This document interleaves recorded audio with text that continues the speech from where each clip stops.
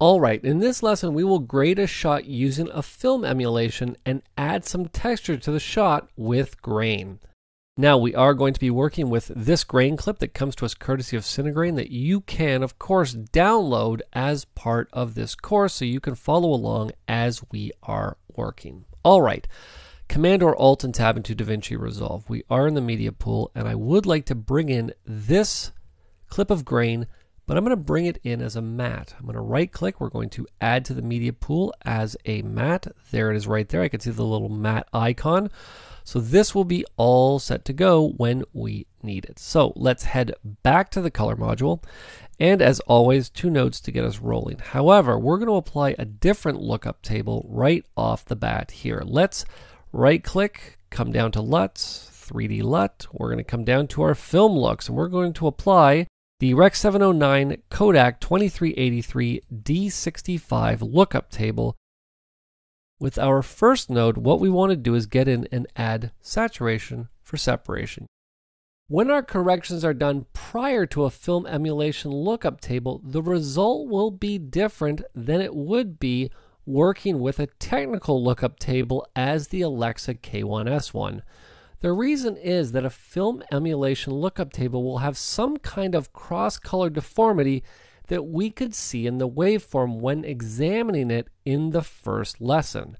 By using film emulations or creative lookup tables in general, you will have to work within its boundaries of allowed colors, which can force some interesting color combinations. Now what I want to do is dial in a cold look with our offset wheel. We're going to send it over towards blue, and then I'm going to add back a bit of color into the face or into the midtones using the log midtones. So another node, Option or Alt and S. Let's grab the offset, send it over towards blue. That's looking pretty good. We're going to grab those midtones, send them all the way over there. If you feel you need to extend or limit the range of the midtone control, you can change the low and high range values next to the contrast and pivot controls below the wheels. Alright, we're now ready to get in and to start working with our grain. So how are we going to go about doing this? Well, what I need to do now is to switch over to timeline mode. A couple ways that I can do this. I can navigate up to clip, I can switch to timeline, or what I can do is just click the little button right here to switch over to timeline. I am going to need to add a new corrector node that we will need to patch into. What's important to keep in mind is that there are going to be no luma changes happening when we work this way, which is obviously a huge advantage for us. So what I'm now going to do, right click, add node. We're going to add a new layer node. What's important to keep in mind, this input into the layer node is going to be the foreground. This will be the background. I'm actually going to disconnect the source's input, and we're now ready to add the grain. I'm going to right click, I'm going to come down to add matte, and we're going to add our 4K scope grain. Now you're going to notice that what has happened is that the matte thinks that it is a matte. It's going to function as a matte does. But what we were doing was just using this to get the grain into Resolve. So what it's doing is it's patching the output of the matte channel into the input of this node's matte channel, which we actually don't want. I just want the grain. All right. I'm going to disconnect that, and we're going to connect the RGB output of our grain into the RGB input of this node, and you'll see the grain appear immediately. Now, what we can do is we can simply click on the layer node. I'm going to right click, and I'm going to come down to its composite mode. And you'll notice that as I drag through, we can see the composite modes doing what they should be doing.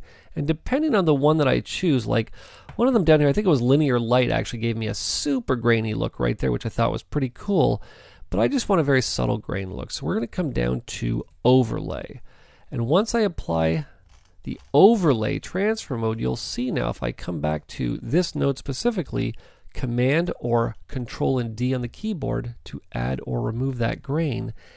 And if I just like to adjust it subtly, I can come down to my key parameter and adjust the key output gain to either remove it or add it depending on how much I want to have there. Now, I am going to get in and just make this grain a little bit more defined. Now this is optional, you don't have to do it if you don't want to, but what I'm going to do here is Option or Alt and S to add another node, and head on over to our blur parameters. Of course, we are on blur. What I'd like to do is make sure that we are on sharpen, which you can see we are here.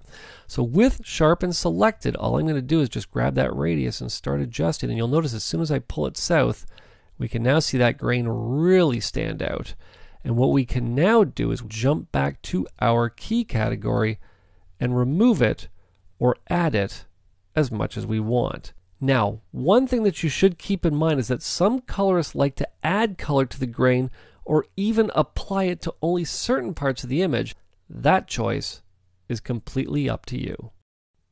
Another popular thing to do is to add grain only to the blue channel to simulate the style of Kodak 500 film stock. It can be done very easily by using the splitter combiner node and the built-in grain system. Okay, thanks for watching the course. I hope you enjoyed it and got a lot out of it. Don't forget, as always, if you have questions, you have comments or suggestions to help make our courses and lessons better, head on over and post them in our forums at lowpost.com/forums.